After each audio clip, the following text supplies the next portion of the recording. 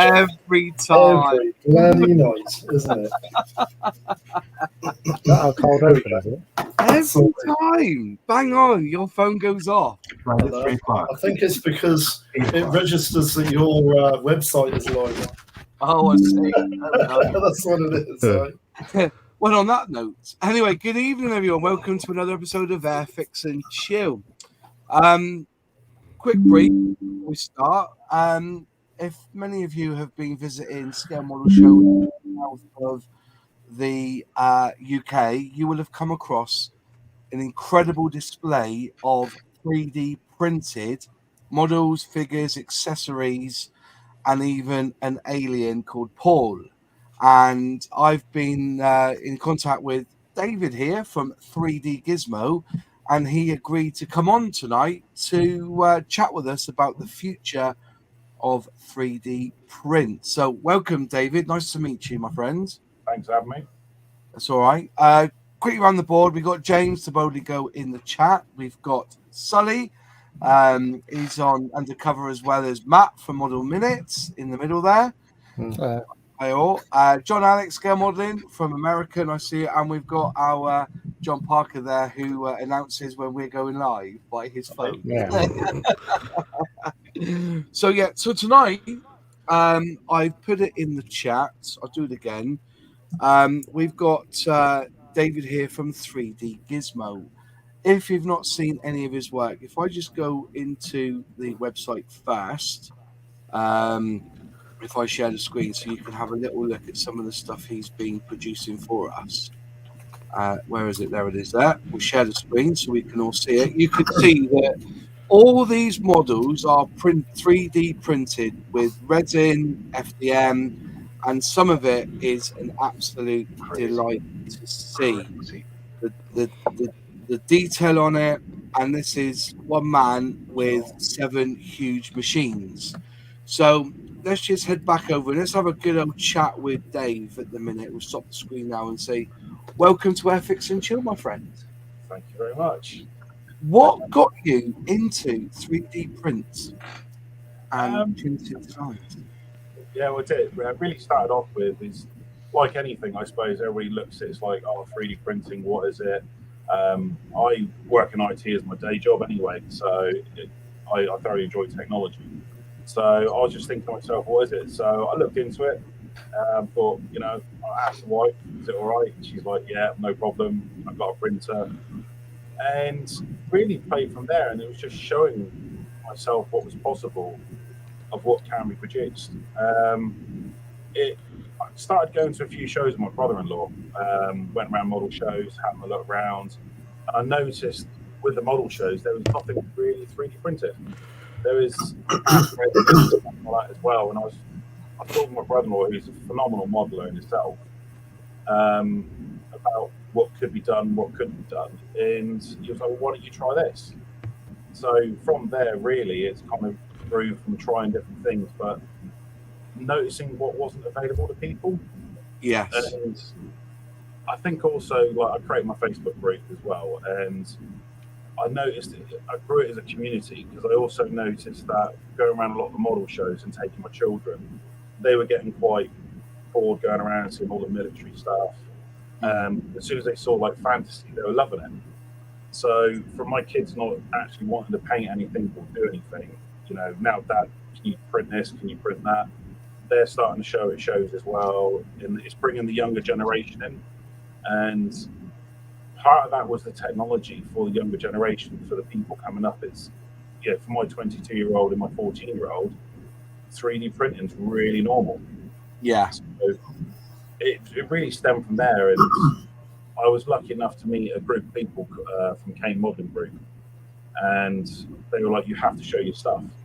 I was showing them pictures. They were like, you really got to start showing your stuff. It's really that good. And I was like, yeah, whatever, all critiques of our own stuff. And, I started tagging along with part of them and showing my stuff and going around model shows. And a lot of people were asking questions going, like anything, can you do this? Can you do that? And I think I always say to people as well, it's like 3D printing is only as good as your design. Yes. in how you actually plate your device. A lot of people have this misconception of, oh yeah, get a file, download it, put it in a printer, hit print, and it prints. Yeah. Wish it was that easy. I really do. Yeah. But yeah, it's as I said, it's just an app for me. It was an absolute eye opener. I went along and I was seeing 1/35 scale trucks, and I was like, do you know what? For the aggravation of building something up like that, to actually put it together with little amount of pieces, and the detail being so crisp, the only reason I would looked at it and thought, you know, that's 3D printed was the very faint lines. Yep. That's all it is. But if you put your thumb across it, you can't really feel it, can you? So I presume that just a little sand, yeah, and get it, and then or I use a pretty good primer, and away you go. You could just, you know, build something so quickly, so easily, and you're done. I think that's where. So primarily, I build a lot of all my model. Pretty much most models are all 1/16. Yeah. I do some figures in 1/35 as well. Primarily looking at the market with the bigger vehicles I was doing. And you are right about the layer. They call them layer lines. Yeah. So what I quickly found out was the limitations of FDM printing, and realized resin printing can also help out. So resin printing is the liquid format where you basically print really good detail. So mixing both the technologies together, you could work out that you could produce a lot of detailed parts like that particular one, the Bren gun. That's beautiful. Thank you. Anything which is you see in like the flesh color is red. The main body is the gray is FDM. So yes, you are right about the lines. You can feel it. Again, this is where the misconception is that you can print. If you know what your printers can do, you slow it down, you reduce the layer lines, you can get a really good print. I'll be honest with you, exactly like you said, a little bit of a rub down. Nail files. I probably have more nail files than my wife does. I'll be honest with you. You know, I use a 120, 240 grit nail file, rub it down, and like you said, a good spray putty filler. Spray over it, rub it down. Some of the stuff you can produce is phenomenal. Yeah. As I said, that just those. So that will where the tracks and the wheels and the gearing is. That is all one piece, I guess. Is it? No. The actual tracks is one, and then the idler wheels and the wheels, they're all separate. So that's one. Now, 4 pieces, and the track's 5. I tend to find a lot of, when you say about the future of printing, this is where I feel I personally sit, and maybe 3D printing sits as well. Is again, I revert back to my brother-in-law, who will quite happy sit there, put 1,000 track links together, finds it very therapeutic. I have a friend who is in the K modeling group, Simon. He basically loves putting together vehicles very quickly, and then spent 8 weeks building a diorama because he loves dioramas. So from my model, you know, you might have 10 pieces, you might have 28 pieces. Yes. So it's not very complicated. And you would glue that together with all-purpose glue, like super glue, PVA? Yeah. You can use PVA. I tend to find just normal super glue with activator. That's what I tend to use. So, and that's resin, and that is also FDM together. Roachford's asked, how long did the Bren carrier take to 3D print? Most of my vehicles take on average 125 hours to print per vehicle. Yeah. Paul in the background took 750 hours. Yeah, but that was even the head's made up of about 8 or 9 pieces. Is that correct? 16 pieces. 16 pieces. And how many times did you punch it and throw it around? I was gluing it together, and there's the last piece on the back, and I'm saying to the wife, just hold that, just put the glue, get ready to spray it. Yeah, I caved his head in 3 times. Just squeezed a little bit too much and just went, crumpled it completely together. But, so is it quite thin then? Is it quite thin, the actual? No, it's not. It's that particular model there, most parts are probably about 3-4 mil thick. Yeah. But yeah, most of my vehicles are about 125 plus hours to print, because I don't run it. I could run it faster, but those layer lines you'll see will be horrendous. One of the things that impressed me with these figures, just the actual detail in them, is now that's 1/16. Is that right? Yeah. That size? Yeah, 1/16. Yeah. Could you get that amount of detail in 1/72nd? I've tried in 1/72nd. The problem you have is where I've got I can get a lot of my models down to 1/35 without weapons. Yeah. You tend to find on a lot of the models that are produced in 1/16, you'll see standoff. Yeah. So underneath buckles, you'll see there's actually standoff from the model. The straps you can sometimes see underneath as well. Going down past 1/35, you're reducing the model in such a way that everything gets too thin. Okay. And it snaps really easily. Oh, yeah. But just the facial expression of him as well is just, I don't know. What do you reckon, panel? I'm blown away by it. Or have you got any thoughts there, James? Would you be happy to have a 1/35 figure like this to do up for one of your armors, tanks, and stuff? Yeah. Okay. Yeah. No, I've built. The thing is, I've not to be funny. I've done a lot of railway figures, so it's no skin off my back. But it saves having to glue them together. You see what I mean? Yeah. Go on, Matt. I just think a lot of people as well is where these are solid. They're solid resin. They're not hollow. And you have some people who I've had people would prefer that if you had the arms and legs separate, like traditional models, and you can glue them together. But then I also get a lot of feedback of people going, I actually like it as one. So I think it depends on the modeler, really. Yeah. What's the average cost for a 48th scale or 1/32nd, 1/35th scale model, including scraps and misprints? That's a difficult one to answer, I guess, wouldn't it? Resin isn't cheap, though, is it? No, it's not. No. That's something which isn't, unfortunately, cheap. And it doesn't seem to be getting any cheaper at the moment, neither. So you can buy cheap resins. Don't get me wrong, you can. But you don't get the quality out of the print. It is, unfortunately, one of those things. The more you spend on a good quality resin, because you've got, I particularly use resin you need to wash with IPA. Yeah. And you can actually have resin you can wash with water. Now, don't get me wrong, that's absolutely fine. But I tend to find personally washing it with IPA, you get a more of a cleaner print, a crisper print. You don't get a lot of bleed from it as well. But cost-wise, it is. People tend to say to me, "Is like, oh, can you do this model for us?" And it's like, well, okay. I've got a friend who designs a lot of my work as well. He's a full-time designer, so for him to design a model might take him a week. The problem I tend to find with a lot of designers is that they're giving me a full 3D model, and I'm like, fantastic. That's not going to print. So I class myself as more of a deconstruction engineer. So I'll go in and take wheels off and take wheels off. That can take me 70 to 100 hours to do. Wow. That's before I even start printing.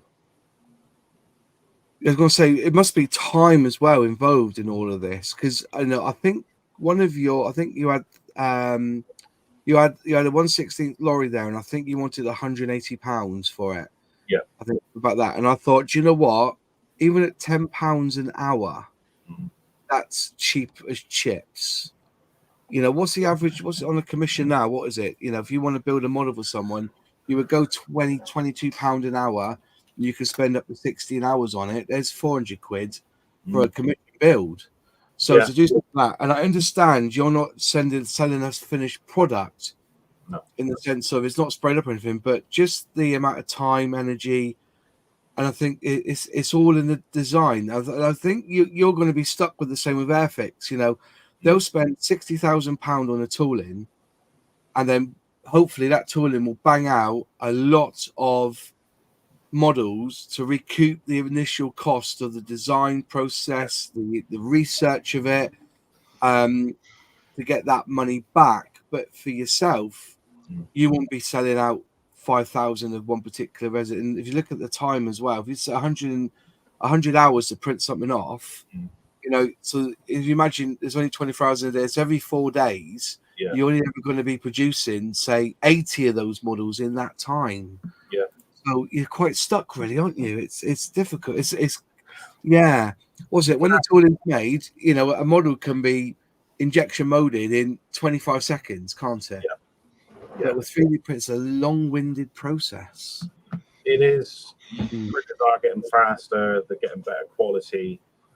Again, I have several printers now, which I do use, but there is that maintenance upkeep as well. Every 2 weeks, I'm spending probably a day doing maintenance just to make sure that they're running at the best they can. As I know a lot of people joke about it, it is my hobby, and I always say the 3D printing side is my hobby. Yeah, that's what I enjoy, taking a digital model and actually making something tangible you can touch. And this is where I think a lot of people see me as like, they talk to me a lot about models, and I'm like, because I do World War II models. It's like I know everything about World War II models. I don't. I'm learning all the time, and people have spoken to my wife, and they're talking to her, and it's like she's sitting there, I haven't got a clue. Do you know what I mean? yeah. But I think from a technology perspective, for people being able to do it in their own home and stuff like that, I think you as modelers, as you cross the group, enjoy do what you do. For me, even if I started, I like hot rod cars, I like cars, I'm a bit of a car guy. I've done some myself, but I don't get to spend a lot of time because I'm constantly doing this now for people. Yeah. So this is why I say it is a hobby for me, because I think as a modeler, you learn different techniques of painting and how you put things together and what shouldn't be right and what should be right. But for me to go away and learn all that is a lot. But at the same time, for people to get a 3D printer and learn 2 or 3 different programs inside out before you start printing, that becomes another hobby. Yeah. What software are you using then for all these models, by the way? Is it like a particular software? I suppose it'd be a CAD design, I guess. Yeah, I dabble with Fusion 360. I use a free program online, Blender, which anybody has access to use. A lot of people have started learning ZBrush, which is very good for sculpting figures. Yeah. Phenomenal ZBrush is. Again, I'm still learning that all the time from what it is. It's ready available, but it is the technology you have to learn. And sometimes you can sit there and do courses on it, YouTube videos on it, and we all can learn. But as a modeler, would you, like you said, would you be prepared to be painting and putting something together than messing around with a CAD program for several hours? Yeah, I totally get that. I really do. It's a privilege to be able to build some of these models because of the artwork that's gone into it. Yeah. I get, before we were chatting, I was talking to Matt because somebody posted on Twitter that he sees a future in 3D printing, not necessarily for the complete model, but to end the dilemma of photo etch. I think Matt, you're saying to me, photo etch is a grind in itself, isn't it? Oh yeah, it definitely is. And the fact as well that a lot of manufacturers won't include it in their kits, not only because it pushes the price up, but it also pushes the age bracket up. So there's more technicalities there with actually getting it into different shops. No, I just find that photo etch is just, whilst it can be good for many things, it's almost as if it doesn't do anything better than 3D printing can. If you want seatbelts, well, I can 3D print those. If you want control panels, I can 3D print those. You might get to the point where, because I know from my 3D printing experience that if you try to print really, really fine, wires, for example, you might struggle with that, which, a bit of metal, you can't really replace it for that. But on, you know, in the long way around is that you just 3D print stuff, and if the designs are out there, you can print as many as you want. So if you ping a small tiny piece off into the nether of your photo etch, it doesn't really matter because you just got. I always print like 5 or 6 just in case because I always lose one. Yeah. I got a big spares box. I know that's feeling. Yeah. So I just think that 3D printing, I don't think that photo etch will be gone in the future. I think a lot of people will still use it, especially for stuff that already has photo etch, because what's the point in investing in creating a 3D design when you've already got photo etch for it? But I think that people who are thinking of adding photo etch might just go, well, I'll just 3D print that part instead. What is the? Can you get thinner with? Because I noticed, like, see, one of the debates on the Ferret Scout was that the back end is completely wrong because they couldn't get the plastic to go right in that particular area. You're better off just cutting that bit out and putting a photo etch piece in. And the reasons was just the thickness of plastic injection. Can you go thinner with 3D print than you can with injection? Do you think? Yes, I can do. I've printed resin parts which are almost see-through in the coloured resin. You can do, but it's very brittle, and that's where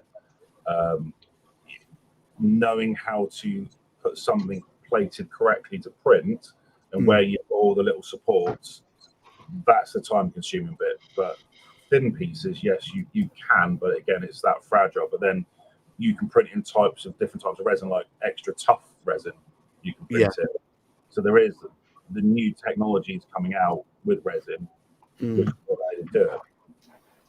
I've got a 1/72 scale German soldier, which I 3D printed on my desk at the moment.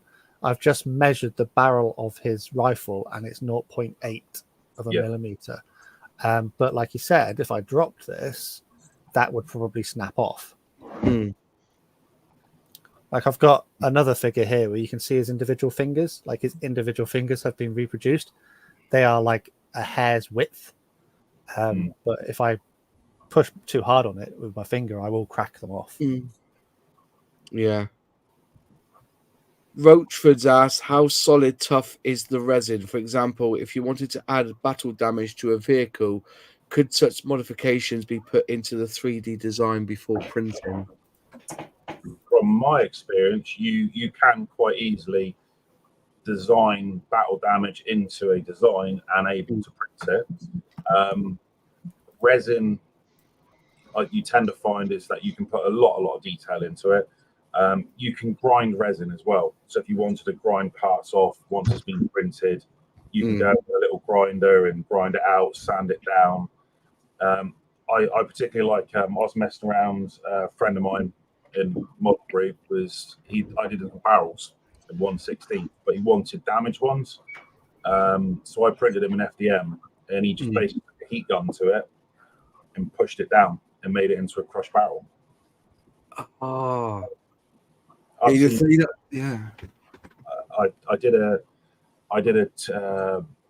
250 half track for a friend of mine up in Bournemouth, and he actually heated an area up, pushed a pin into it to make it look like a bullet had hit it.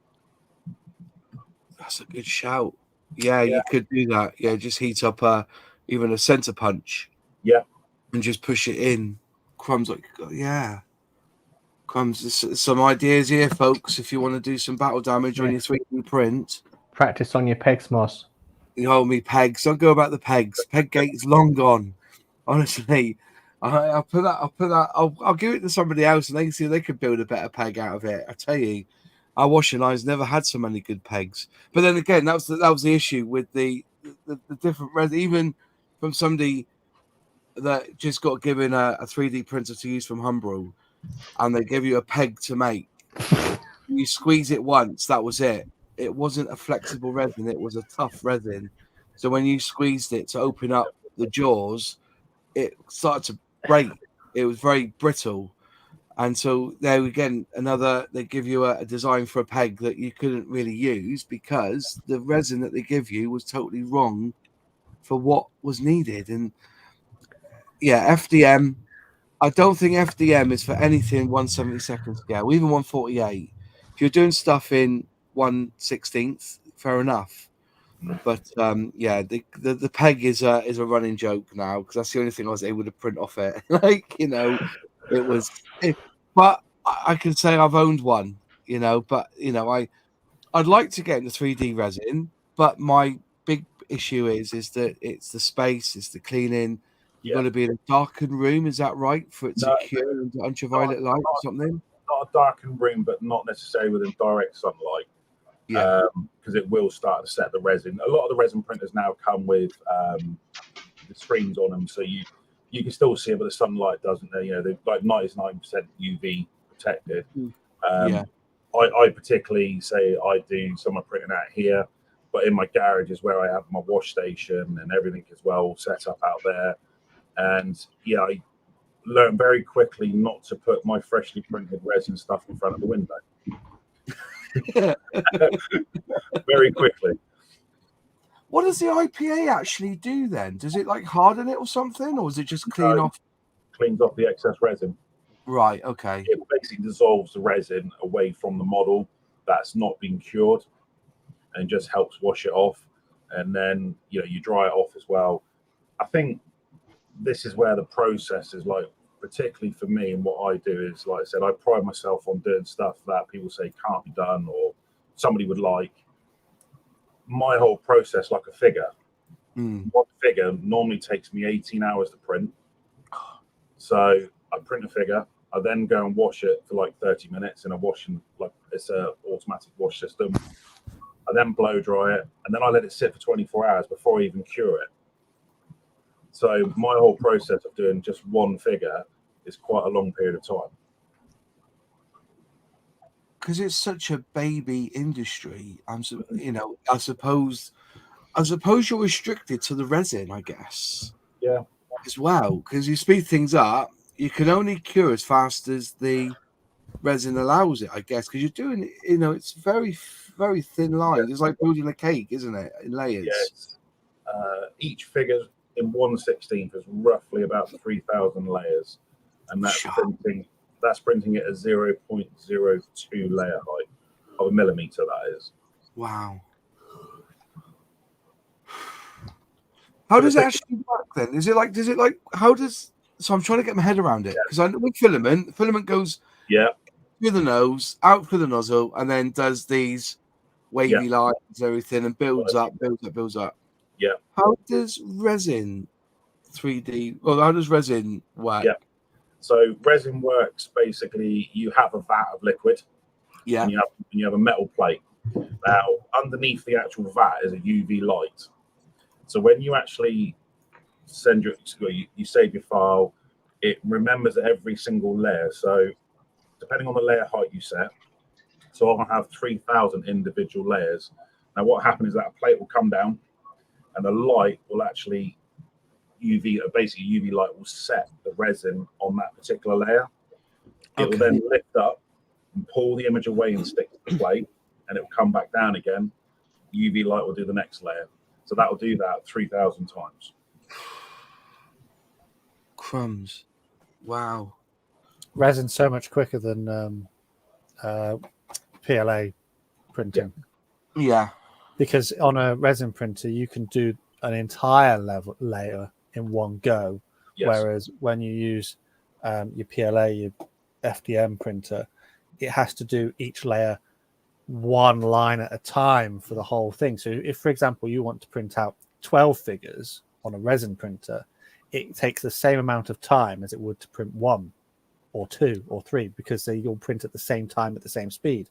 Whereas if you wanted to do 12 on your PLA, on your FDM, it's going to take 12 times longer because you have to print one at a time effectively. Yeah. Oh yeah, I didn't think of that.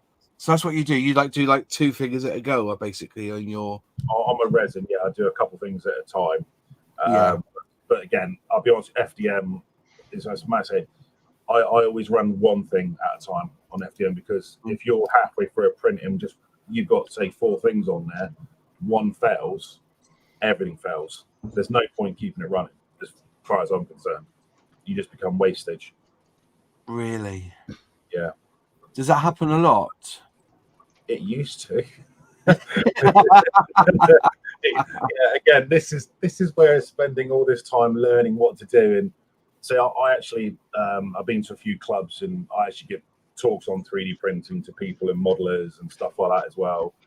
And I always say, if you've got the time, just do one print at a time. Yeah. Don't do 3 or 4. I've seen people fill plates up with 20 things, and then one fails, and it's just like, it's still going to try to print in midair in a minute. That's the problem. Yes, I can see that. Yeah. Oh, but the thing is, the industry, FDM, is getting bigger. It's becoming more well known. There's a well-known delivery company who I've given advice to on 3D printing, who are basically looking to install printers through their depot to reduce downtime on parts. So they can actually 3D print parts on the fly if something breaks, instead of waiting it being delivered. It's getting there. Just a comment from Zazan. Hi, mate. Nice to see you on the chat. I feel that 3D will gain a good deal of traction, as you say. The quality of the results with small, intricate parts is quite excellent. Totally agree with that. As I said, yeah, because that's the thing about, you look into the future now. There's going to be 3D print metal. That's the next bastion. If we want to send people to Mars, that's the next thing. They're trying to find ways of creating sand to make 3D repairable items. Things have got, the soldiers, we build it now, use it, they get flung into space, we don't care, we see it anymore. We're going to another planet. We have to find means and ways of making these parts producible in mass. Yeah. With what's available on the planet. So I think there's a lot of investment going into 3D print. The only trouble we've got is that, as Matt will agree with me on this, being a creator, that people contact to review products. I get sent emails once a month now on 3D filament printers, but the quality's crap because they're mass produced, and that's the problem with the Humber one. It's a mass produced, low quality that they just about works. So I'm assuming then that when you buy a 3D printer, you've basically got top of the range now because you've invested, knowing that it's going to bring back the rewards. I'll be honest with you, I've got semi-commercial printers now, but I could get a Priority Ender 3 version 2. You can pick them up for about £140, £150 printers. Yeah, and I could get that to print the same quality. Don't get me wrong, I could, but it would take me 5 times as long. Yes, because it's the speed of it, what you print at as well. But at the same time, you invest a lot of time into the printer to get it to work. There's people who just get a printer and decide to see what it can do and what they can upgrade it with, print parts for it. That's a hobby for some people. Anything's possible. Unfortunately, you are right. That's where I've had a few people go, why does yours look the way they look compared to certain other people's when I've got them off a certain selling site? Yeah. And a lot of that is where people have got it thinking, I can make a quick buck. They run it really fast. They either get a few designs offline and they run it at quite a thick layer height. It doesn't look very good. And it gives the people who want 3D printed parts or people who are printing quite a bad name, because people's perception on 3D printing is, again, all you do is load it in and hit print. It's not the case. When I see you, I think you're at Bugle Call, aren't you? Yes, we are in a couple of weeks. I'll be up. I'm going to Bugle Call because I've asked some of my friends have asked for some of your 35th figures. You bag them up, and I'm going to buy a couple of bags for you there. Because I want to get into, I think the way I'm going to get into, I've never really done figures. I just put a bit of paint on, a bit of flesh and go. But I feel confident having a go doing a 135th. I think that's my next end game. Do you feel then that you could build this 3D Gizmo up into a company? Because I still feel that Armorfast do really basic tanks. Yeah. And when you put it together, I think you could do the same quality as them as in 3D and flog them out to 3D. I think wargaming is going to be a really good honeypot for you in that respect. Is that what you're aiming for? I would like to say it in an ideal world, it would be absolutely lovely. I actually have to say I'd actually enjoy my day job. I'll be honest with you. I do enjoy it. For me, is this I thoroughly enjoy. It is, you joke on about when I say it's a hobby. Yeah. I'm bereft at that statement because yes, I'm pretty much every evening and every weekend. This is what I do. But I do enjoy the 3D printing sites. I always get people take the mick out of me, going, "Why aren't you painting your stuff?" A, I don't have time, and they all turn around. I turn around and say, "Well, I can do 50 Shades of Grey." Because that's how I show my models as grey. Yeah, and beige. 50 Shades of Beige. So, for me, it's like, yes, I'll be honest with you, it'd be absolutely wonderful, but the amount of machines I would have to make it into a viable business, and I think then it becomes a chore. You know, there is technology which is kind of like the next level on, which is SLS printing. Yeah, which is basically it's a powder, and a laser burns the powder and sets it into layer lines. Thing is, though, those machines you're looking like £15,000 a machine. You need proper cleaning equipment. You know, the technology is there, but that's still out of everybody's reach. Well, it's out of my reach. I get that. Still, that's something to aim for. I think if you, because I'm not. The brains behind your company is the way you can get a machine to whistle for you. Yeah, that's the crux of it. Yeah, that's the black magic. Yeah, that is it, John. You know, it is the black magic. Yeah. So even as somebody as a cottage industry, you could become, you know, as somebody to go to. Say, well, what would you? You know, if you got people, usually I would be selling my time. If I was good at doing something, I would be selling my time as advising. Yes. Which is why something grabbed you and shipped you up to Margate, you know. I've been looking at doing consultation in 3D printing because, you know, businesses, say certain businesses maybe have security concerns about having a machine on a network. Luckily, I know about networking as part of my job. So there is all different aspects of that, and that's something which I would quite thoroughly enjoy going into the consultation side of it and showing people what is possible. And like I said, I started this off as trying to give people stuff they couldn't get. I'm very lucky on my Facebook group. We have a lot of veterans on our site.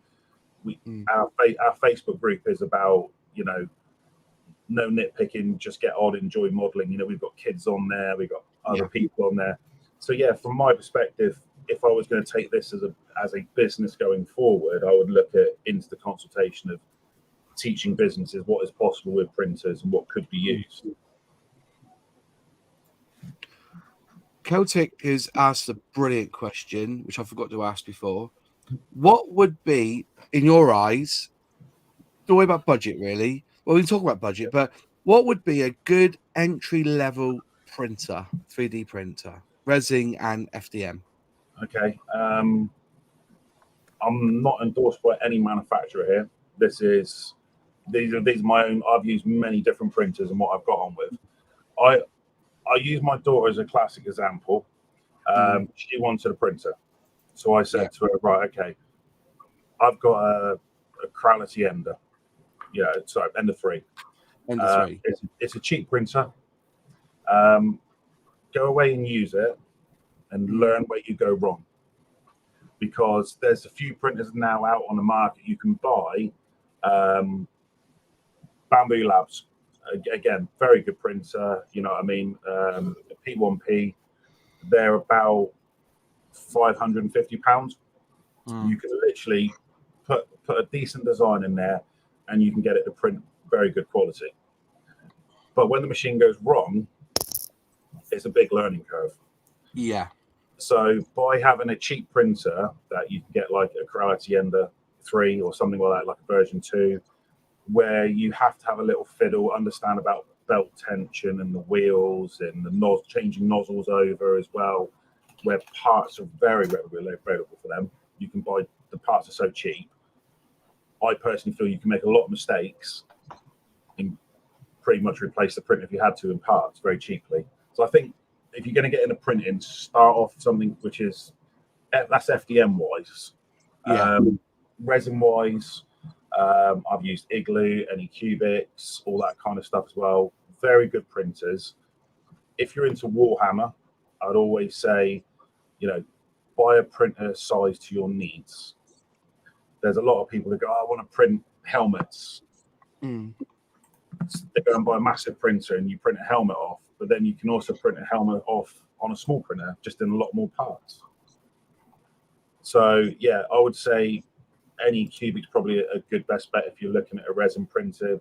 Very, you know, their parts are good. I've never had problems with their customer service when I've had to use it in the past. A cheap printer to start off with. You can be honest with you, can pick them up second hand.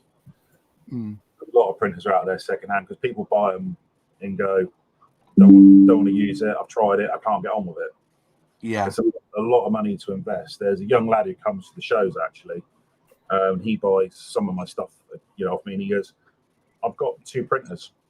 And do you know what? They're all packed up." He goes, "Because I really can't be bothered to waste the time of it, and I can't get it looking like you." Yeah, that's what I said at the time. You know, it's like your stand is a model stand of like a club, but also there's the retail side of it. Yes. And you just look at it. You know, I you know, if I had 200 quid, I'd pick up a couple of your models just to paint up. I really would. But you know, it's incredible stuff, and you're pushing the limits of, you know, what I've seen, and that's why I've come away thinking, do you know what? You know, I never thought there'd be a future in it. I've always shied away from it, but I think that's based, and I got the impression that I'm getting this opinion because of the companies are saying, no, you know, it's crap. You know, you want to buy from us, you know, war gaming stuff and everything. Yeah. There's definitely a market, you know. And in the time where you're seeing that a lot of model companies are now saying we're not going to bother with figures, this is prime, you know, that maybe they could, you know, invest themselves into looking at what 3D can do in that realm. You know, this is what I would hope. I would love to, like I said, do a consultation with companies and showing them what's been able possible to be done. Surely, for the fact is, I think it's like one of those things. It's black magic in it. You just don't know. You either know or don't know what you're doing, or an area you're good in. I've spoken to a couple people, and they're like, I haven't got a clue. Don't know where to start. Don't know what to look at. Don't know what it can do. How are we going to use it in our business? And I think that's part, if you look at companies going forward, and if you looked at, say, parts that they do that are discontinued, but they still sell the model. You know, it's not viable to have lots of molds sitting around or reproducing stuff in vast quantities. You could do one-offs. Yeah. One-offs, yeah. But it's all that, it's the time involved on getting to the point of print, I guess, as well, isn't it? Yeah, I think from a manufacturing side of things, I think once you've got it dialed in, probably Matt will say this, but once you've got it dialed in, you've got it saved, you've got it there. Yeah. Your time is invested in this done, it's there, the file is sitting there. So from a manufacturing perspective, if you had an order in, say, from 20 different people, and you've got a big enough printer, you could pull 20 files through and print them all off in one go, send them out the door. Yeah, I'm just thinking through that now. Yeah, it seems so simple. Yeah, that's where I was talking to one of the delivery companies I was dealing with. They're looking at parts which break regularly that they have to buy in bulk from abroad. And at the moment, with the cost of shipping and the delays and everything what's happening in the world right now, they are now being able to, you know, most people on site, somebody does CAD. So once that design's done and it's saved and it's plated in the program of the machine they're using, if that breaks, they can go and print one off in, say, 4 or 5 hours and get that machine back up and running again. You know, you just like you can print infused carbon fiber. Yeah. So from that perspective, you know, that manufacturers now reduce their downtime and don't have to wait for delivery of parts. And there you go. And there's a consultation job for you, because basically you'll be saving them an absolute fortune doing that. So 3D Gizmo, then, as a company, you're doing figures, you're doing vehicles. Is there anything in particular you've done specialties for? Is there anybody that's come to you and said, can you do this for us? Yeah. Matt's shouting. A minute. I've had a few people do ask random stuff, admittedly. So by figures and military vehicles, I've also last few weeks I've been getting asked a lot for stowage. Yeah. So I've gone through and created lots of stowage. I've had a couple one-offs where people have gone, like, somebody's asked me to do a Transformers Gen 1 model, and it's like huge. Yeah. But again, I went away, I looked at it, spent an hour going through costing and what it's going to cost to do, and I went back with the price and said that's what it's going to cost. So I do one-offs, but again, that bespoke kind of side of it, where as a hobby, people have got to not so much a hobby, but even if you're running it as a business, somebody will actually do a very, you could take me, like I said, 50, 60, 70 hours to get there before you start printing. That's the difficulty. So there's a difference between consultation, telling somebody how to do it, than there is actually doing those one-off jobs for people. Wow. Fair play, mate. Sometimes. Pardon, mate? Yeah. I always turn around and say to people with printing, literally your limitation is your imagination. Well, yeah, you got behind your shoulder there, you've got Paul there looking at you. I've also got a gremlin as well. Have you really? Yeah. Is it Spike? It is Spike. That's 1-to-1 scale as well. I've done a studio scale Nautilus from 20,000 litres beneath the sea. Wow. That's 5.5 foot long. As I've got children, I've done very bespoke stuff for them. So like my daughter's going, "Oh, Dad, can you do the Mandalorian rifle?" Yes. Can you do a Mandalorian helmet? Yes. What's the largest footprint printer that you have? I have my largest one can do 500 by 500 by 500 mil. Bloody hell. God. That's half meter. Yeah. Wow. Yeah. That does take a long. Running prints on that are very, very nerve-wracking when you have a storm coming through with a power cut possibly might be happening. So if you have power cuts, that basically ruins the print, does it? On a lot of my newer printers, no, they don't. Crazy. Because they have memories and startup. But again, this is where I've taken it to that kind of next level. I run UPSs on all mine now. So I have backup systems on them. So if they do go down, they do keep running for a certain period of time. Especially when you're running a print for like 7 days and it's non-stop 7-day printing. And you've got 24 hours to go and you have a power cut in the last 3 hours.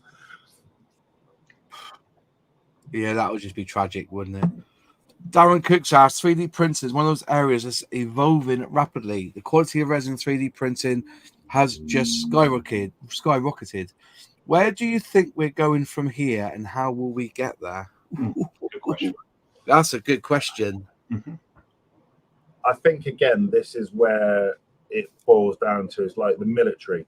The military is... hang on a minute. I'll show you the gremlin because it's just coming in the door. When He's brought out the wife. Don't you say it. Man, that's awesome. Yeah. Look at that. And just look at the detail. You've got the eyebrows right. What you need is a Mowgli beside it, don't you? Whatever they're called. Is it? What's he called again? Gizmo. Yeah. Yeah. So look at the back of it as well. He's even got the eggs appearing from the back end there, like he's got water on him. Awesome. Yeah, that's the size of that kind of stuff you do. Brilliant. Sorry, yes, going back to the question of where it's going.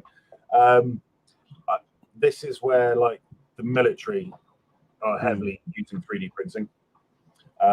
They're using technology on a lot of their bases, planes they have as well. I think when more manufacturers, I'm not talking about modeling manufacturers, but companies take it on, start using it in everyday life, the cost of it's going to come down. Yeah. And I think when the cost starts coming down, that's when people will start investing in, the consumer side. People go, I can afford that. And I think the technologies, you've got AI technology where, like, a couple of my printers actually have cameras on them. It can detect that there's a problem with it, and it will stop my printer as well. So from that perspective, like I said, SLS printing, that's phenomenal printing, that is. But again, until that price comes down, that is because you're literally printing in a powder format, and you don't need no supports because the powder supports the model as it prints. Yeah. So from that perspective, when that starts coming down to consumer grade and people can afford it, that's really the next level. Yeah. Some people are looking into car manufacturing. If the safety aspect was there, I think they would be a focus. Very true. Yeah, there is a lot of car manufacturers now actually have 3D printers to actually to do parts which are discontinued. Yes. And again, they've probably got a lot of money to throw out in all the materials. There are metal printers. Yeah, I guess there are metal printers. Yeah, because was it Boeing and Airbus have been doing 3D print stuff, haven't they, with metal? But I still, I just you keep trying to get your head around that because you're talking lava. Then, aren't you? You're talking hot, liquefied metals, which is what resin basically is. It's liquefied, and then you are using a system, to print it basically. So, has that alien moved? I don't think it has. I think it's just wherever you look, it's following you. But that's where you look at the technology in plastic format as well. That's changing dramatically now, as it well. There's hyperfilament out there now. So the hyperfilament basically it melts at a lower temperature, but it also sets quicker. So the technology in the actual FDM side of things with the plastics, that's changing rapidly as well right now, as well within the industry.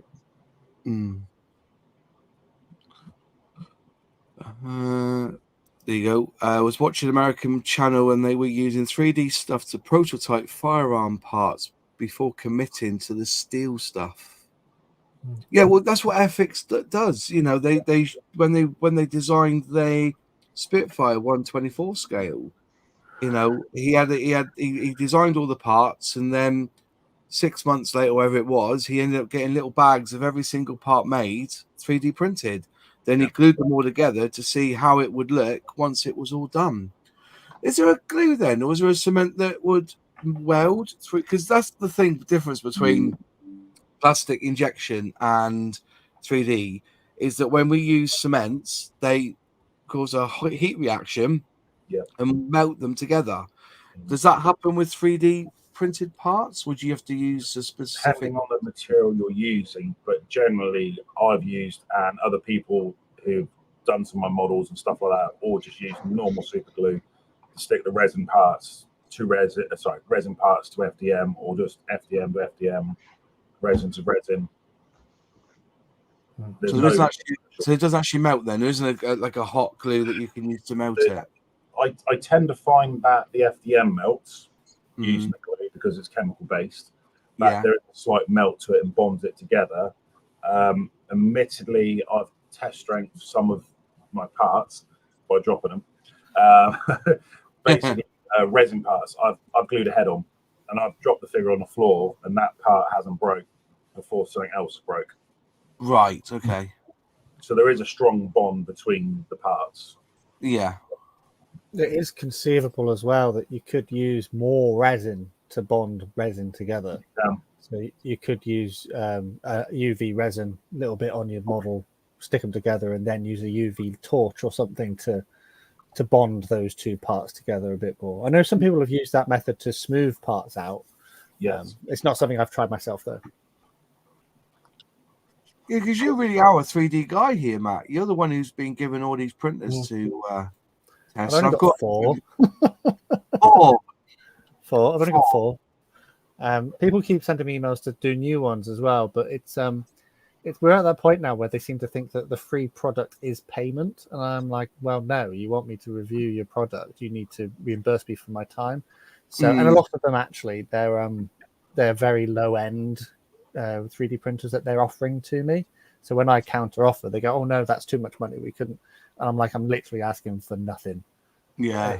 In comparison for my time. So it doesn't. You clearly aren't as invested in this as you made out that you were. But yeah, no, the ones I've got are all right. They are from known manufacturers.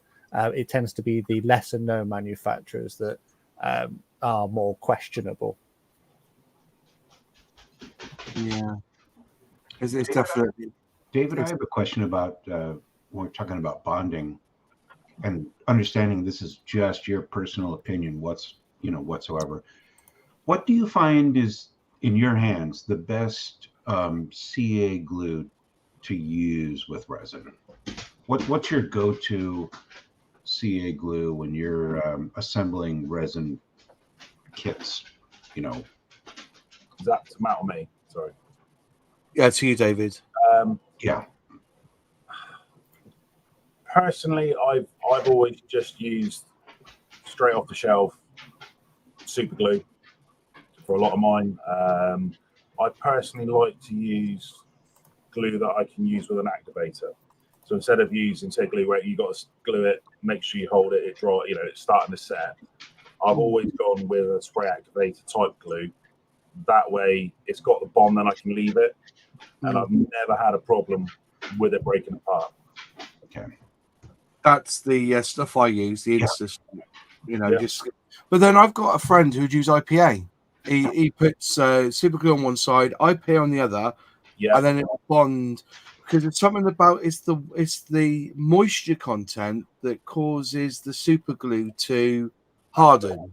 Yeah, that's right, isn't it? Yeah. So in theory, you can spray water on it, I guess. But that would and baking soda is another one. That's what's that's because I have the same thing. Yeah, I was just wondering, whether the Bob Smith Industries or the VMS stuff, or if there was something that you used that was your sort of go-to CA glue just for resin. No, I generally use. I've tried different ones. Like I've been given a couple bottles of like Tamiya glue and extra thin, and I've tried all of those, and I'll be honest with you, it all seems to do the same thing. I've used generic super glue with an activator because it's a lot cheaper. Thank you. Yeah, fair enough. Mm-hmm. I'm pretty much out of questions. I've gone through my list of 12. Anyone on the panel got any questions? Anyone in the chat got any questions? John, hello, John. I've got a question.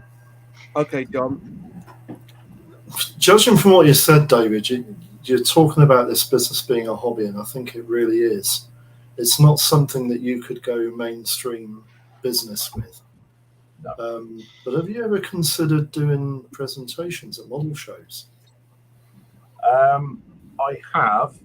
It's getting my name out. I have gone to, like I said, a few clubs and given talks at clubs about 3D printing.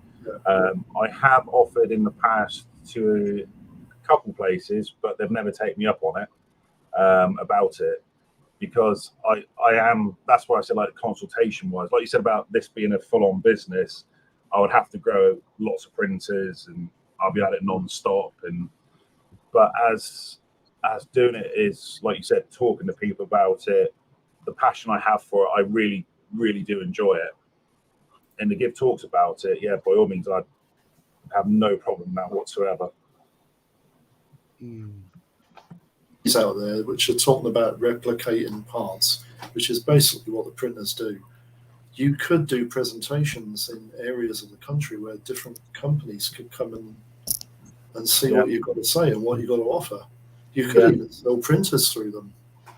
That's one thing I was looking at through one particular company who was asking, they wanted to manufacture parts on demand when they needed it, and that was, what type of printer do I need to use? We need it on a secure network, that it can't be on Wi-Fi. It's got to have a closed loop security to it. So all that kind of stuff. Yes, there is a side to it, but it's again, I've only really gone to model shows, and people and the mods have seen me, and you know, it's the passion I have for it of where I'm taking it with it. Because, like I said, it is a hobby. You know, what I do and produce and try to, you know, I do sell on to people that funds my hobby. But at the same time, it is something I'm quite passionate about, the 3D printing side and showing people what is possible and what's doable. I think the bespoke side of it would keep the mojo in.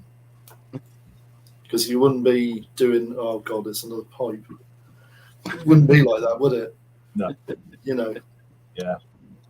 Well, I will recommend anyone to go to Bugle Call. Or are you going to Telford with your Gizmos?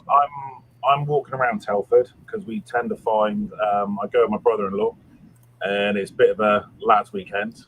I'll be honest with you. So we walk around, and I've been going the last few years, and more and more people are starting to know me now.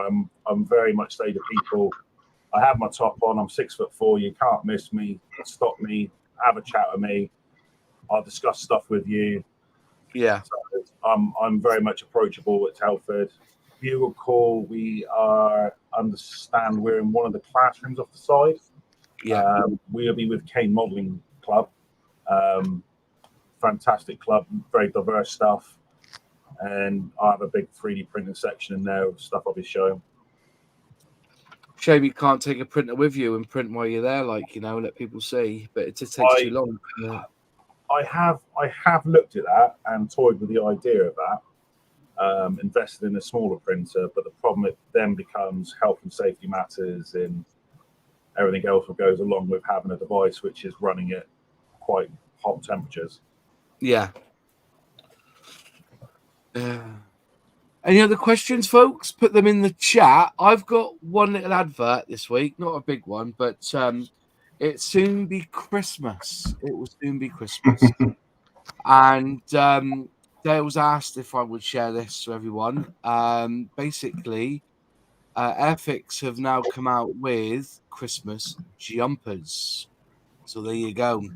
There's 5 different sizes available. There's the small ones for the Ickles scale modeler, right up to the biggies for people my size, XXL. They are £28 a go. They're available to pre-order now from the Airfix website. I will link in the chat and in description. There's a link in the description box already. So if you want to buy yourself a Christmas jumper, and I was hoping that we all here grab our Christmas jumpers and we could all wear one at a Christmas Airfix and chill. I can't remember when Christmas is this year. Is it a Thursday this year or something? Or is it some random day, isn't it? It's not. Is it Christmas is like on a Thursday or something or whatever. So, but yeah, there's Christmas jumpers galore. They look pretty good. There's been a quote It's on a put Monday, out. Moz. Pardon? It's on a Monday, is it? It's on Monday, yeah. I don't think we're doing an Airfix and chill on a Monday. We might do one on a Wednesday, but not on a Monday. But yeah, so they've got these jumpers for sale.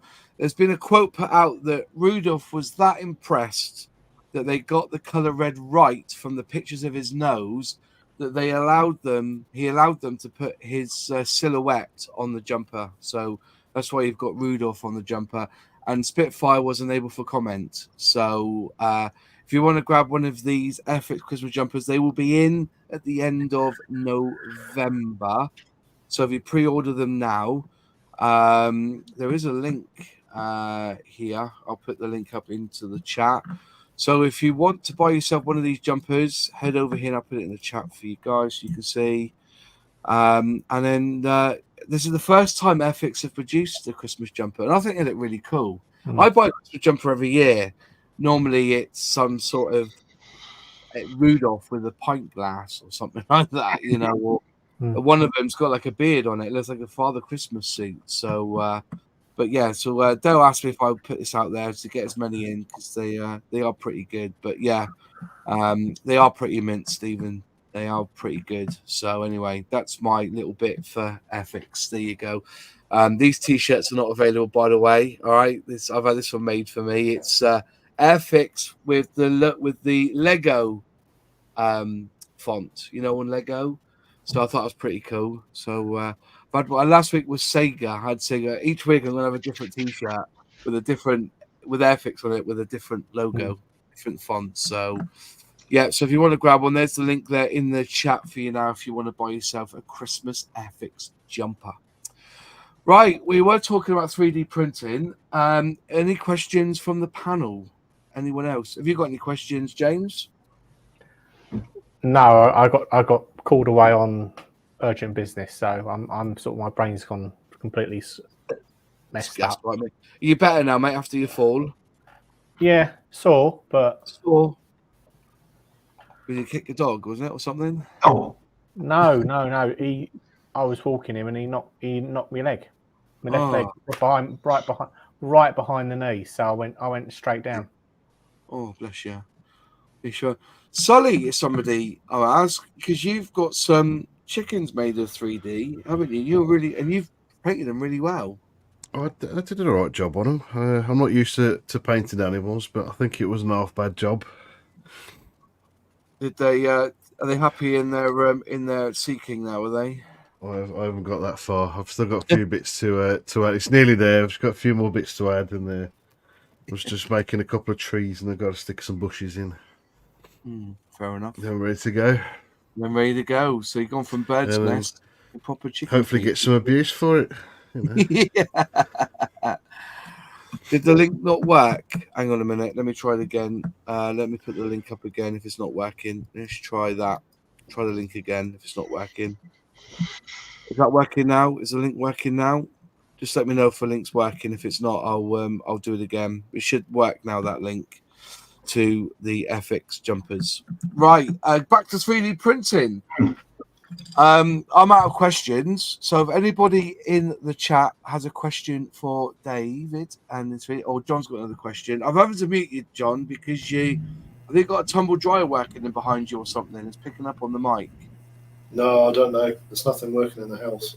Oh, okay, I've got like a bit of like a noise, a drone. But carry on, mate. What have we got a question? It might be the cooling fan on the computer. Oh, okay, move the mic. It might be that. Yeah. You were saying earlier, Moss, that the 1/16 scale Matador that David produced with the 3D printer was about 180 quid. Yes. Is that right? It was about 180, wasn't it? That was, yes. Yeah. Does anybody consider that high or reasonable? Or a few people, yes, do say that some of it is high, but again, this is where I explain to people this is stuff that I'm producing that you can't get your hands on. Also, at the same time, it does take me a long time to do. So a lot of the stuff I do is one-offs, or I might only produce 2 or 3 of them because of the sheer time and how long it takes to do stuff. If you actually work out some of the stuff I do, I could probably be looking at £1 an hour. Yeah. Literally £1 an hour.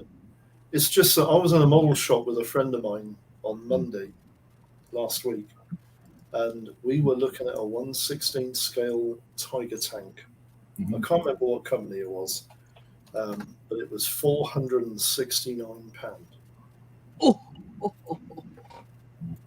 And it wasn't an RC kit, it was just a static model.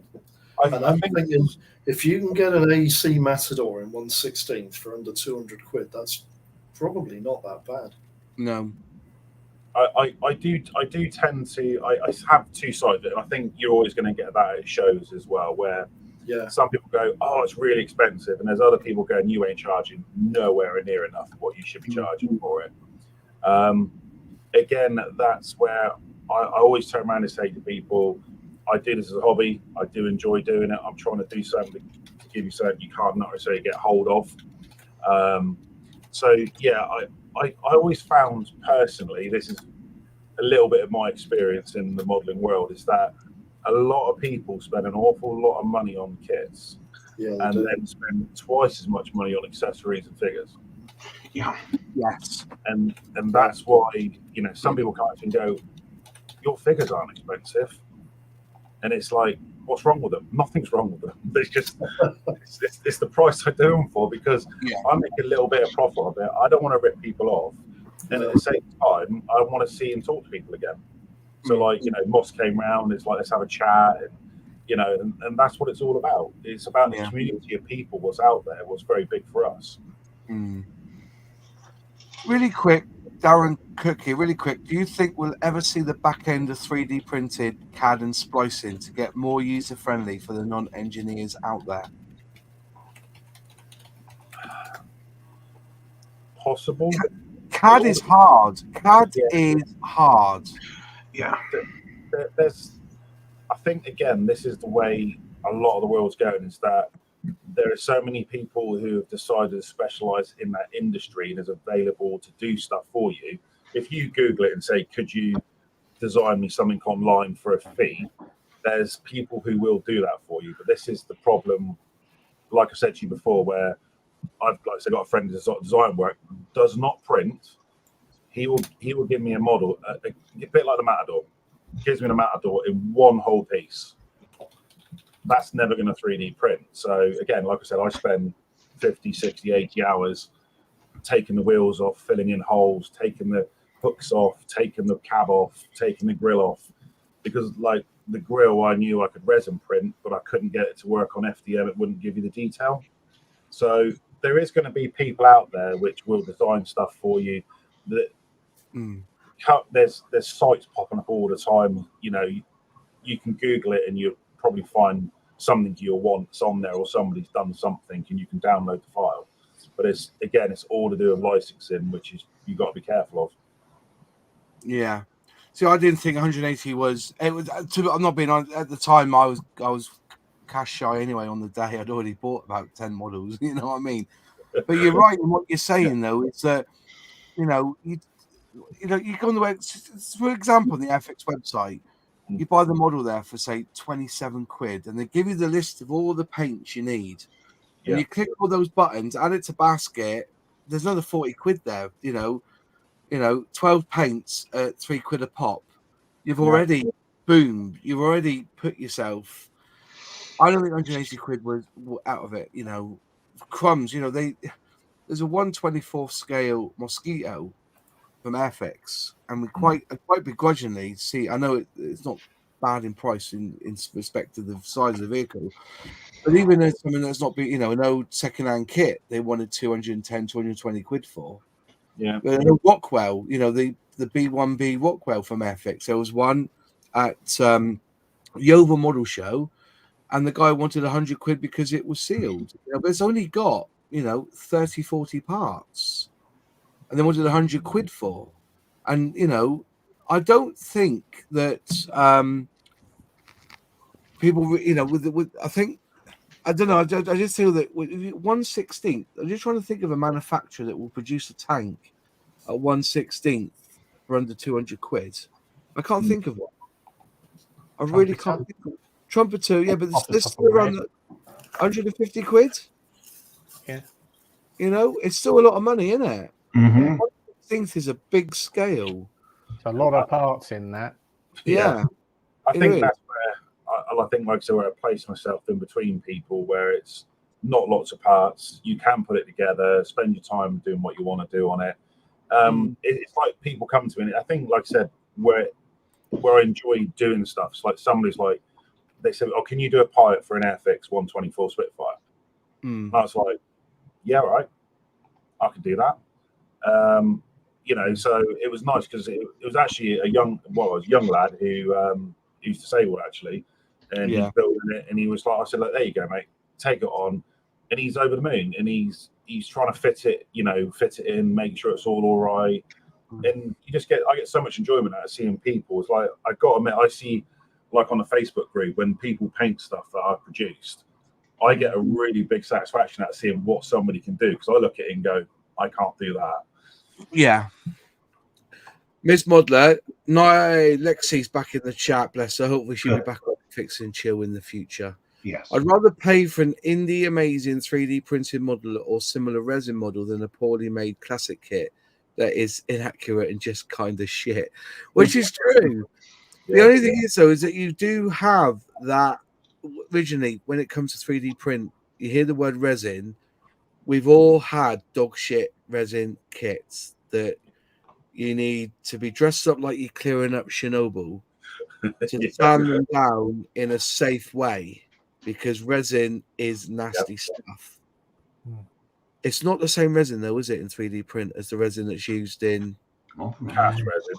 I would always say, regardless, you're dealing with resin. And I always say that if you are sanding down a poorly model, if a model you need a lot of sanding to do, and you've got dust, wear a mask, do it ventilated regardless. It's your health at the end of the day. It's small particles going inside your body in it, like anything else would do. I would always recommend safety first when it comes to resin. You know, I like I say, I deal with resin. I'm wearing gloves. You know what I mean? I'm very sensible about it. All my cloths are put, I have a dog who runs around, wants to eat everything. So it's kind of like keep everything out of the way of her. But yes, I would always say safety is utmost paramount when it comes to resin, because it is like you're standing it down, it's airborne. Yeah, it's toxic stuff. Yeah. That's one thing I will say. I think when people look at getting resin printers, they never tell you about the safety aspect of it.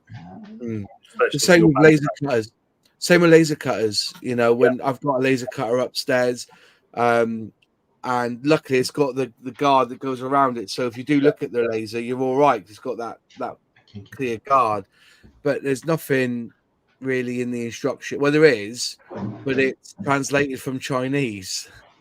It's been put through Google Translate. You know what I mean? I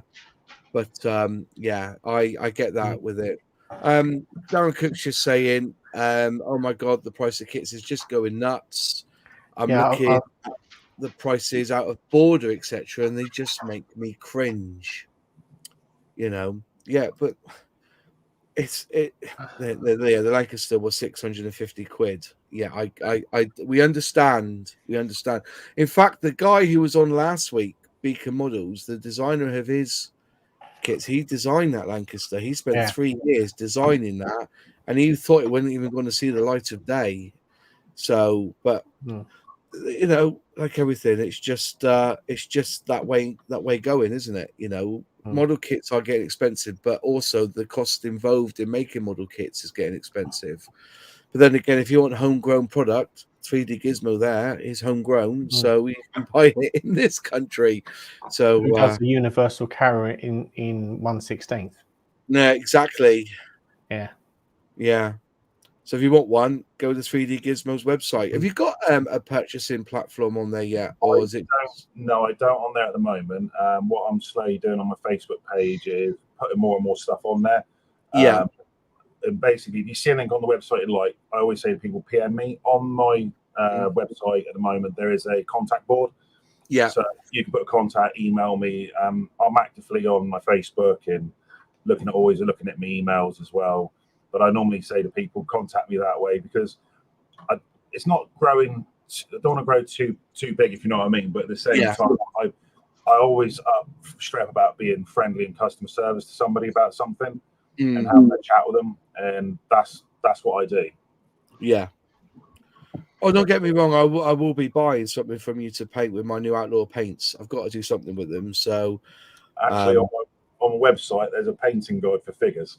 Do you know what? I read that before. So I was on lunchtime today when I was setting this up. I was writing down questions, because my next question was going to be, which I've not written down actually. Let me just quickly check. No, I didn't write it down.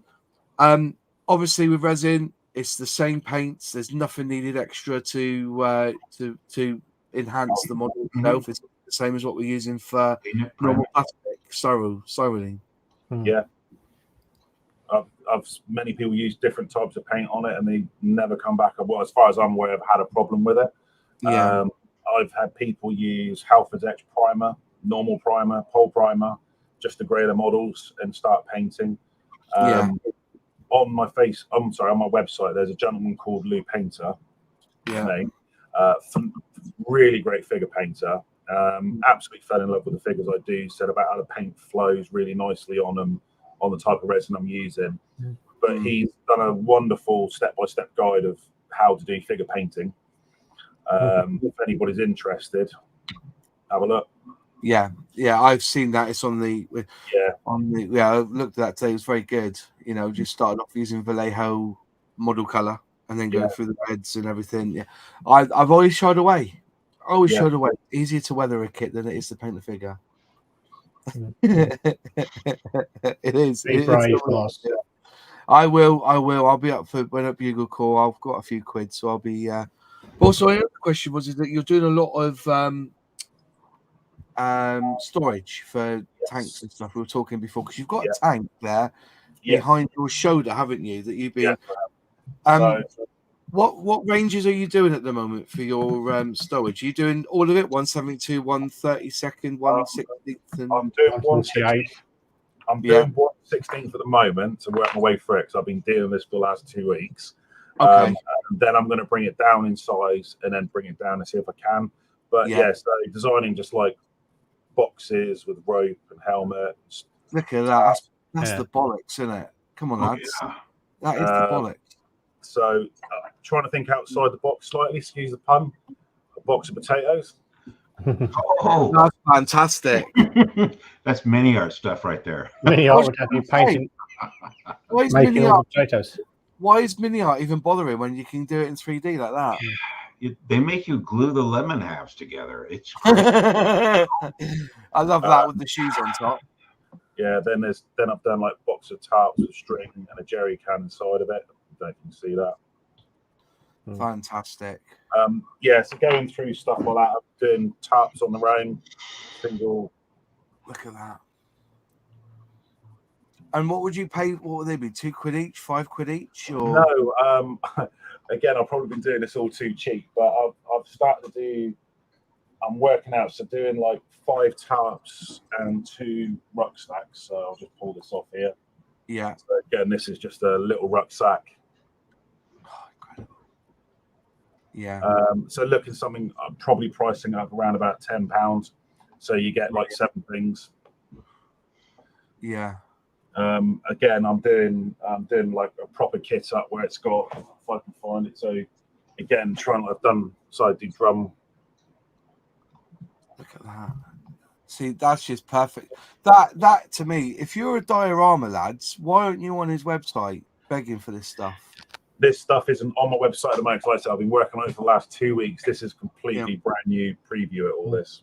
If you can you do me 2 sets, a 135th for Bugle Call. You do that, and I'll give you some cash up front for it if you need cash up front. No, that's fine. And I'll definitely I've got some. I've got a 135th tank that I'd like to put storage on. So, but I'm looking at. Well, I've started doing crates as well, generic crates. Yeah. But I've done. Bear with me, I can grab them and tree. Yeah, go grab them. Yeah. Just saying them about the crates. If you spray them blue, you can take them back to that company that buys them back off you, can you? If you spray them blue. Those Euro pallets, isn't it? They spray them blue, don't they? So doing tree stumps. Fucking hell, that's good. Also, like it's more of a realistic one. Honestly, you've got a market there straight away because you know if people don't want to spend 180 quid on a model, you can give them everything to make that model, a normal plastic kit absolutely shine. Yeah, but it's also like I noticed when I was looking at crates again, thinking outside the box slightly. Again, too fun. So these crates. Yeah. Oh, don't give me a stiffy. So I'm doing all different size crates. Yeah. But they're all hollow. I'll tell you what, that there. See, you could shrink that down, and you could, for the train market guys with the OO gauge, they love all that sort of stuff. Mm. But the trouble is, they want it already painted, don't they? The train guys, they don't want to do too much, do they? But yeah, you've got a brilliant business model there.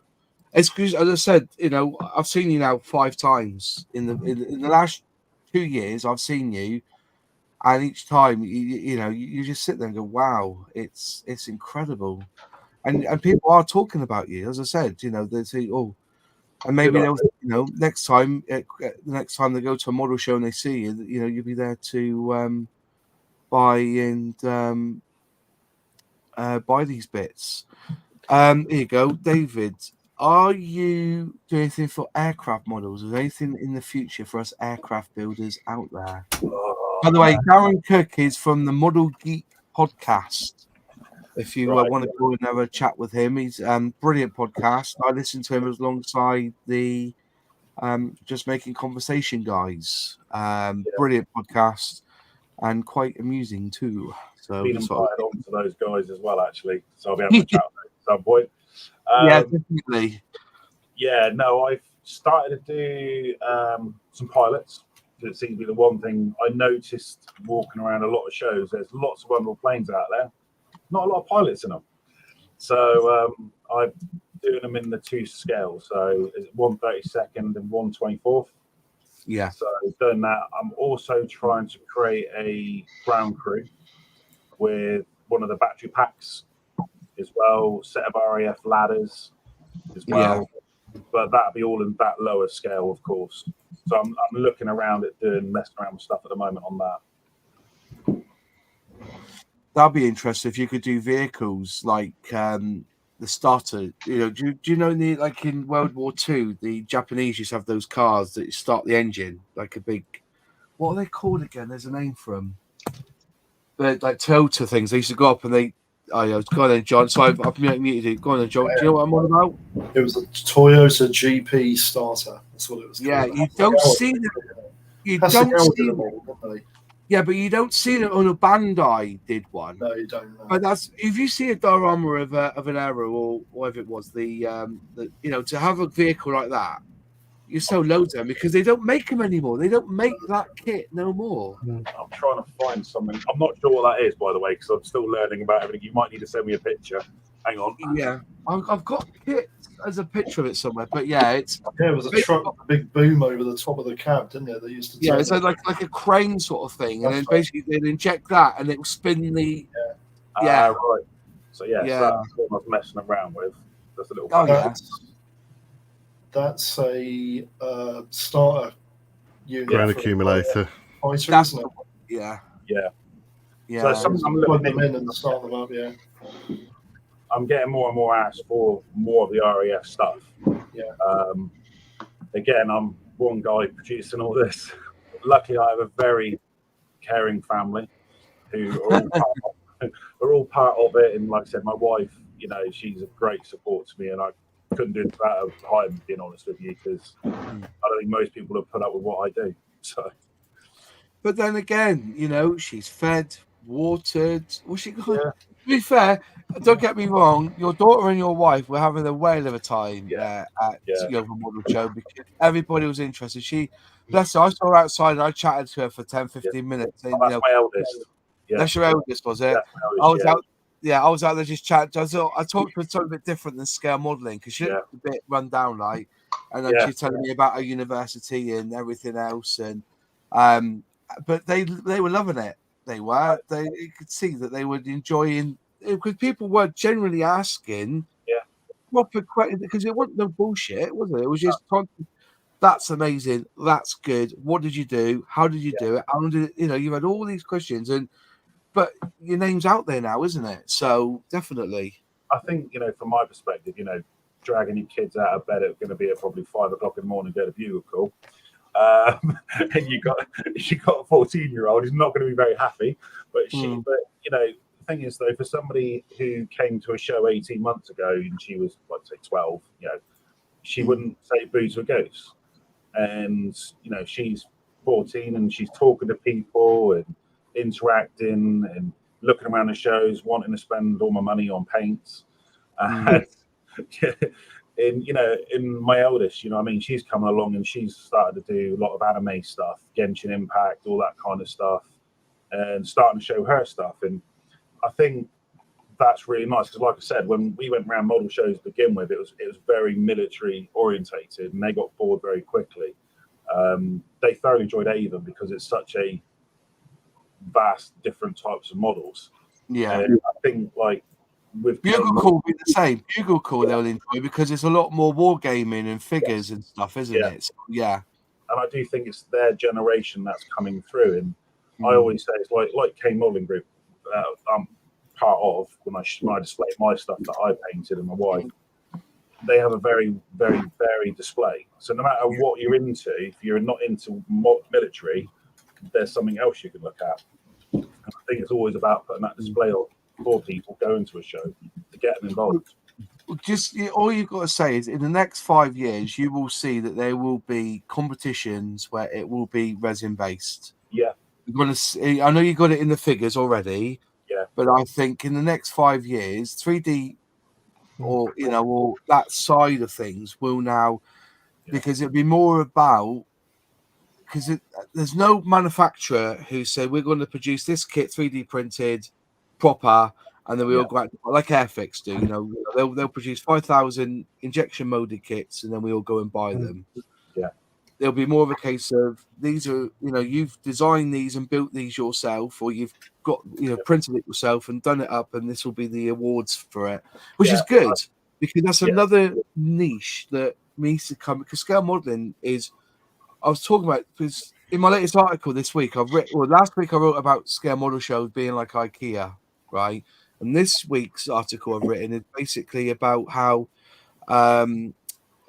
scale modeling, we are more. When you talk about being a scale modeler, it's not just I'm a scale model builder. It's collecting kits, building stuff, techniques, collecting paints, collecting resin. Doing all these techniques. Scale modeling is such a big umbrella now, and gone are the days when it was just a bit of plastic, paint, and decals, and you were done. There's everything else involved now. So when it comes to 3D print, I think that's gonna, that's another stem that people are going to come more into. And I think there's going to be this, there is a gap between scale model building from plastic and wargaming, but that gap is slowly closing, isn't it? Vallejo's paint is for everybody, and they market it. Is it Armor Painter? They market for the whole lot. So it will become a point where 3D print models will be, and plastic model will be the same, if you see what I mean. I went to a show and my daughter done a Genshin model, and she had FDM'd the base, she had resined it all, printed it as well, and it's a massive piece. And I thought it was that good. I'll whack it into a competition for it. Do you know what I mean? Yeah. It was asking stuff I couldn't fill in. It was like, who's the manufacturer? And it was like, what do I put down? 3D Gizmo. I did. But then somebody who's going judging, well, what's 3D Gizmo? Do you know what I mean? But I do think it's like a friend of mine, he's actually putting in a model at Telford that I've done for him, completely resin printed as Master Chief. Yeah. That's solid resin. It's a massive piece. And he's got to fill out a form going, when you look at the rules and the regulations, it's not got really towards 3D printing in it as well. But you know what? When judges, let's put out there to everyone, including the panel, including the chat. When you see a judge, are they actually judging the kit, or are they judging the finish of that kit? Does it really matter if it's wood, resin, plastic? I know I'm just being facetious in with the wood bit, but they do actually look at the kit as well. Do they really? Because what I don't know this because one of the guys, one of my mates who does the West Midlands one, we was talking about it afterwards. And he says what they do is they look at the manufacturer because they'll probably know the kit that particular kit. So, what's that? Just for argument's sake, the Ferret Scout. You know, they'll know that it's a new kit. It goes together quite easily. And then if you've got something in the same category, say that's something like a trumpeter, I don't know, lorry or something, and no, that's an extremely difficult vehicle to build because it's not very well done. They'll know that they've had to put more time and effort to sort that out than what they would have done for the Ferret Scout. So it's sort of like the skill level that they've had to do for that kit, if you know what I mean, if that makes any sense.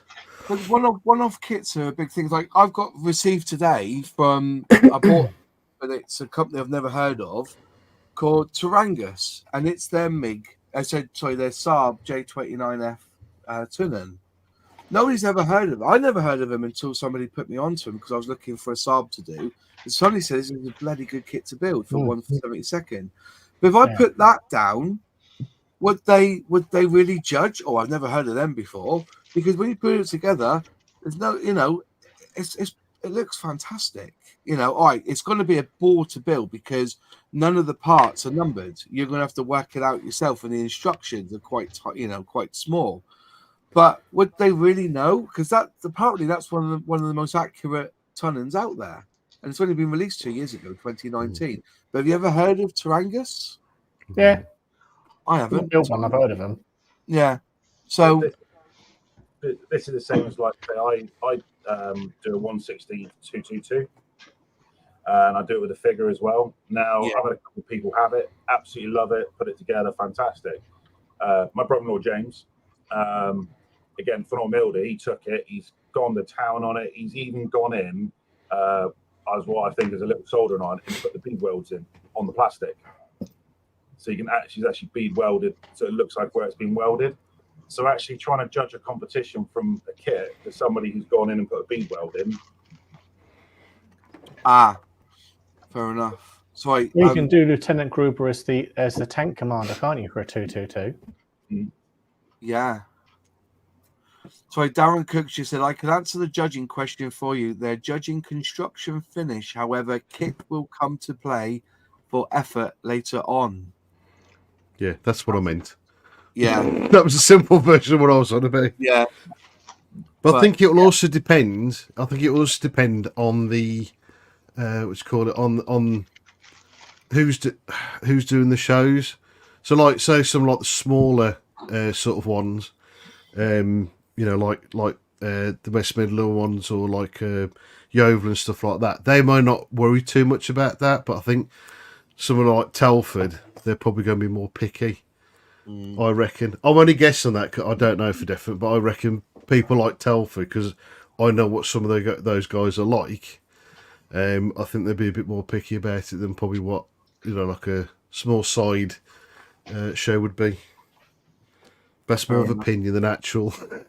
Yeah, than actual I just wondered whether because it, or maybe put down in it, I printed this myself or something like. Yeah. Surely that was one of the things I found with scale model shows is that you put I put a model in and it was just straight out of the box, nothing special, but in the category it never mentioned you could have aftermarket as well. So they improved on their models because of aftermarket. So whether with 3D resin, how much do you put in? Well, this is a trumpeter kit. Have you got to add in then the manufacture of all the resin parts that you added to it to make it a better looking plane or photo etch and stuff? But no, it's interesting though. It's an interesting thought. But imagine winning a prize with Mr. Craft. Never happened. Never happened. Any more questions in the chat or on the panel for David? Because we've got 20 minutes to go, nearly 10 o'clock. Any more questions? Anyone? No. Matt's disappeared for a minute. Aren't you watching something? Come on. No, not this week. No, we've got guests on. Not get guests on. We've done a sponsor this week for the Airfix jumpers. So go and buy an Airfix jumper. And look pretty cool. If you ever do get a lot of questions afterwards, you ever want me back on, by all means. Oh, yeah, we'll have you back on again, mate, definitely. Because, as I said, I'm going to have a crack at playing with your figures, and probably have a session on that at one point. Yeah. Question: will you do a 1/32 sunbeam rapier? Again, it is if it's in demand, if it's possible, I need to look at it. You would get a designer in to do that, though, wouldn't you? You wouldn't go Yeah. for the ground up. No, I wouldn't. Has anybody gone looked at your models and say, "Well, that's not accurate"? Have anybody done I'll be that? honest with you, I get it all the time. Unfortunately, as you're probably fully aware of, there's quite a few Facebook groups dedicated to a lot of well-known models that have gone, "That's not right, that's not right," and I do get it. I've always turned around and said, "This is," I say it again, my models are in between. My models that you can glue together, hand brush it if you're a kid or whatever, and you absolutely love it, fine. Or you can be like my brother-in-law who does a lot of scratch building, and he goes in and does everything to it to make it perfect as possible. But that's where, that's up to you as a kit builder, as a modeler, and this is what I always say. I do think you've got people who are just kit builders. Yeah. You've got people who are scratch builders. You've got a mix of both. And now you've got people who are 3D printers. So from a modeling perspective, you've got so many different types of modelers. People who just paint figures, people who paint vehicles, people who do dioramas. I think 3D printing can help towards all of it. It can accessorize everything if you wanted it to. Yeah. But from that perspective, I've had people come along and basically point out things which are wrong. And then a classic example, I use a couple of vehicles that people have done for me and gone, look at the difference. Look what you can do and look what you want to do. If you've got a 14-year-old kid who just wants to buy a small cheap model I've got, I don't care.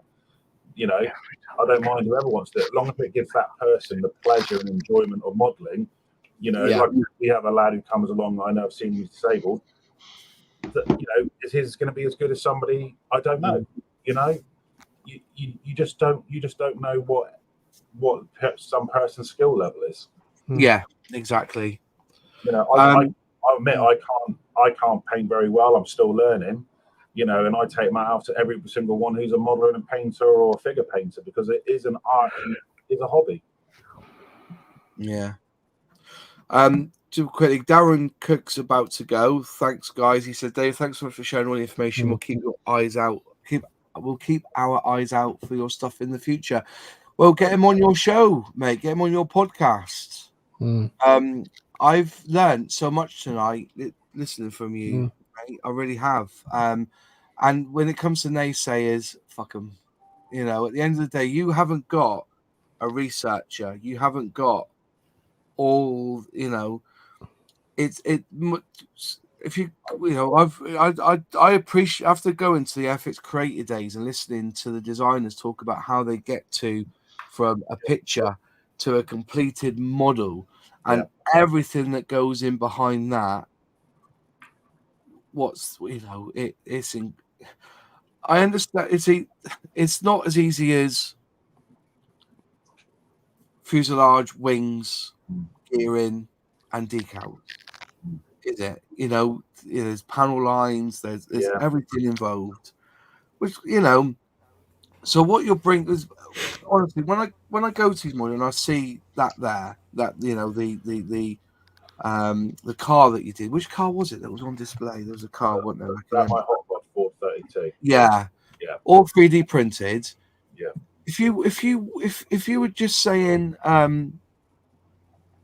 you wanted to build, there's nothing else in the market and you had to build that. Once you finished it, did what you wanted to it, and you came out of a really good model, does it really matter that there's 86 spokes instead of 87? Do you know what? Does it really matter sometimes? And also, you've got to work within the materials that you have got. Limitations of material, you say? Yeah, but it's the same. Like I said, the Ferret Scout, people knocked about the exhaust and about the back end. They tried to get it as accurate as they could, but the plastic wouldn't stand up to being injected that way. So they did it simply. And then if you want to, you could take out a bit of the plastic to make the over the exhaust, the cover a bit thinner. Come in, mother. My dog. But, Sorry. no, But this is the limitations of manufacturing. There is a limitations on 3D printing as well. You know, yeah, you take your hat off to, you know, but then this is what I'm saying.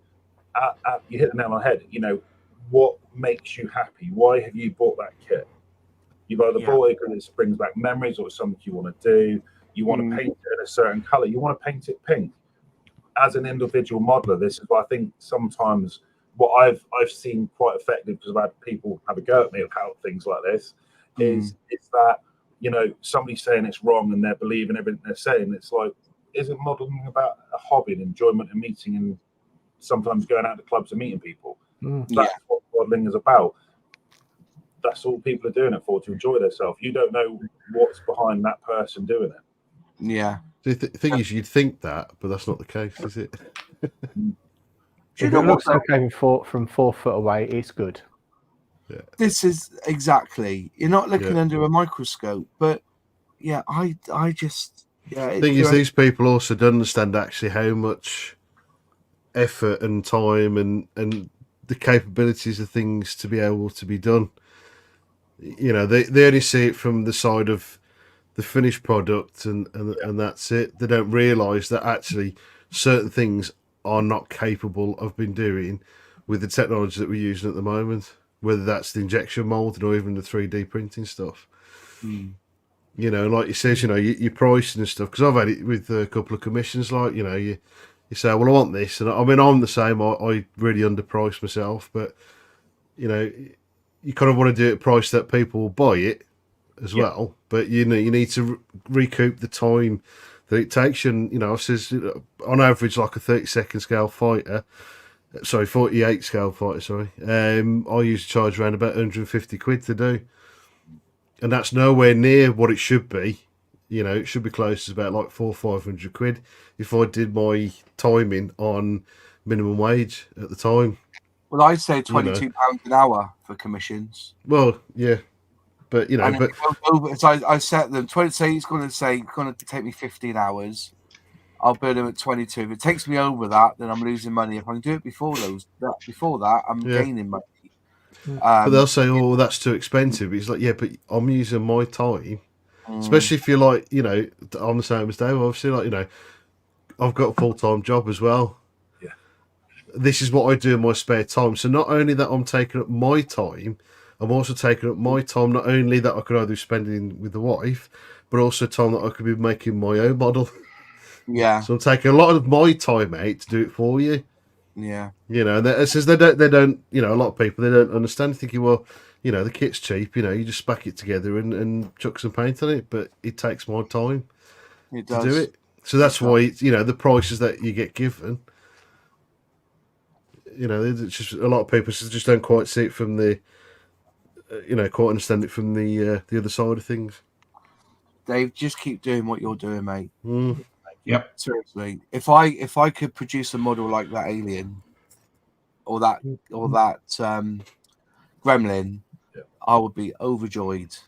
And whoever buys them, if you see that model with all and you see errors and you don't buy it, that's your choice. Yeah. And I bet most people will go, I want to have a crack at that, and we'll build it. I've built, you know, and the things that you're seeing the model as it is in front of you, you know, when you go to shows. I don't hide anything. That's the thing. It's sprayed. It's sprayed. Literally comes off. Sprays grey. You see what it is. Like I've always said to people, and I mean this in the nicest possible way. Like I said, where I do enjoy and I class as a hobby, and I do have a full-time job, I could walk away from this tomorrow. I could pack everything up, sell everything, not worry about it. The kids said I couldn't get rid of a printer, but I do enjoy it, and that's what I do. They're like, Dad, what would you really give up? It's like, oh, hang on a minute. But I use that as an analogy because it is a hobby and it's something I'm trying to bring. And like you said, you know, if I can make a business out of it one day, if I go consultation or something like that, it'd be fantastic because I have such a passion about technology. Yeah. In showing people and talking to other companies and saying, look, this is what you can get with it, kind of thing almost. But yeah, no, I'll still be there. I love meeting the people. Like I've always said, you know, if any of the shows come along, say hello. We're happy to chat. Don't have to put anything, like I always say to people. We're here to have a chat. We are human beings. I want to bring some enlightenment to the modelling world. Yeah. And you've done that tonight, my friend. And from all of us here, thank you very much for joining us on Airfix and Chill. I've come away excited, especially, you know, that there's definitely going to be a future for, and I know people say, oh yeah, well you can do that at home. I don't think I have the time, the energy, or the passion, but I'm passionate about the products you've produced, and that swings for me definitely. And I think a lot of us here agree with that. That it's, you know, when you put I appreciate the time and effort that people put into something. We had it all 2 months ago with Airfix getting the Vulcan wrong on something that was quite menial, and the whole internet blew up about it.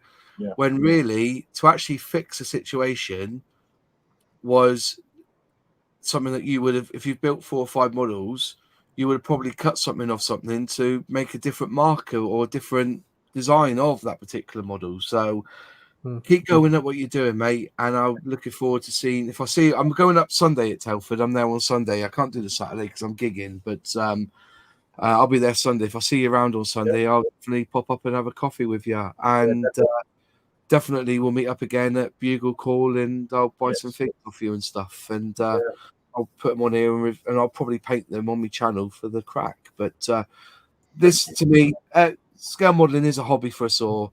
It's an expensive hobby.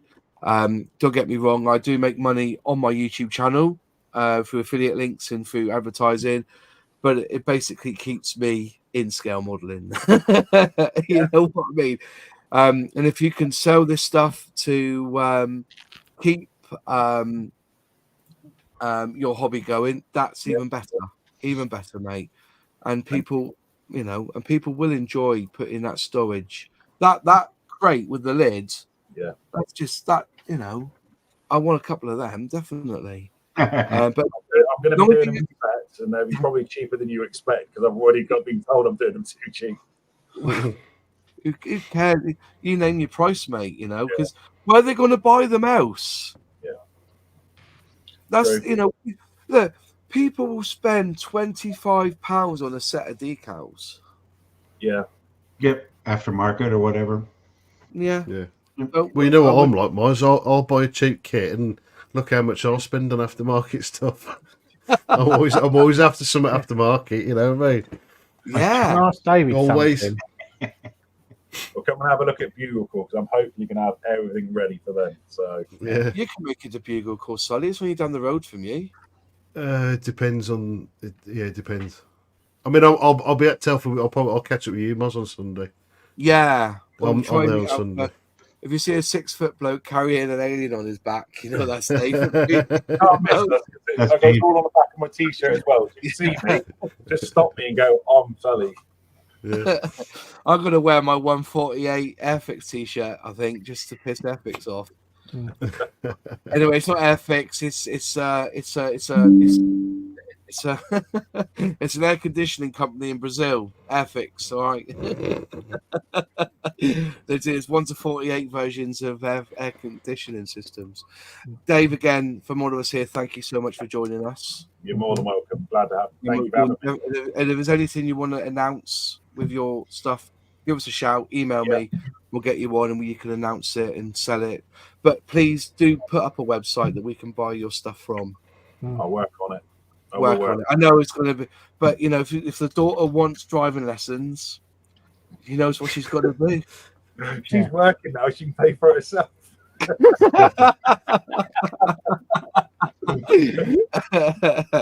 Right, thanks all in the chat for joining us tonight. We'll be back next Monday. I will do an auction next Monday. I'm going up in the attic because it's Christmas and wifey wants the decoration down. All right, so I'm going up in the attic anyway. I will put up 10 kits and I'll start you again. could always auction off the decorations, Ross. No, I'm not doing that. Crummy. You know, God, if I did that, she, you know, it's that time of the year now where she wants to get it all down and make sure that every light works on the bulbs and everything. And yeah, so I will go up next week. I'll try and get 10 kits down. I'm going to auction them so I can basically pay for a new camera because I used. By the way, the money that I did get from the auctions, I have bought myself an iPhone, a brand new iPhone to record because the other iPhone died. So that's we'll start again trying to get to that big camera so I can start filming using that. But at the moment, I'm using iPhone. Right, folks, we'll be back again next. Sorry. So I'm going to say one thing. If you do happen to go to my Facebook page and want to join, it does ask for members' questions. Otherwise, you won't be accepted. Because we've had a lot of people trying to get in. Please just answer the question. Even if you see me on here, just put down you see me on here. We'll allow you onto the group if that's all right. Okay. Cool. Yeah. The only thing is, though, is that Facebook make it difficult. Sometimes you go in there, you click one of the questions, and boom, all the questions have gone. It's like adopting a child. Honestly, it is because we've got the Scale Model Club, Airfix Revel group, and we were getting spammed. You know, there was porn and everything coming on, and I don't know where it came from. All of a sudden, we just got whacked. You know, we grew from about 1,000 to about 4,000 members. You know, within a few weeks, we end up getting spammed. So I put questions on, but a lot of them come through because the Facebook page is in the description below. If you look in the description below, the Facebook page is in the description below. But and when you click so I did it myself to add the question.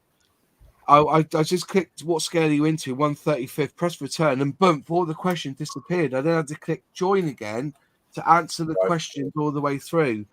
But but we've also got it that when you join and you want to participate, you have to answer the questions as well as a double up, just in case, so. But anyway, nice speaking to you all. We'll see you next Monday. Have a great week, all, and I hopefully see you all in Telford on Sunday. Bless you all. Good night. See you soon. Bye.